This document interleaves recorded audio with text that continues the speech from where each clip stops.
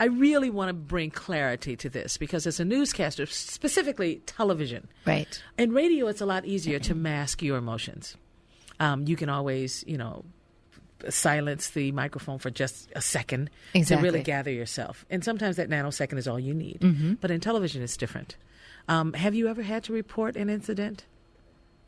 Where you get a little choked up? While the news was happening and you get choked yes. up. Well, breaking news and you're covering it and those kinds of things. A lot of that, though, is storm coverage, which I rarely got too emotional over storm coverage. Mm-hmm. But there are times when you're on the scene of a body search, and it's always so sad when it's a child.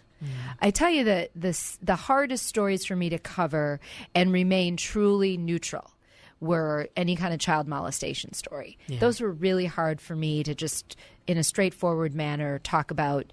And, at the time, they were the alleged criminal, not necessarily convicted of anything yet, but still. Alleged, even though they admitted it, but it's alleged. Well, I mean, and you have to remain neutral. Yeah. I mean, my very first story, my last TV market was Detroit, the NBC in Detroit, and my very first story on the air for them was this story of a mother and her boyfriend who put the kid in scalding bathwater, and he was being treated for these burns. I mean, just so stupid, and you just kind of want to say, come on, people, but you just report it objectively.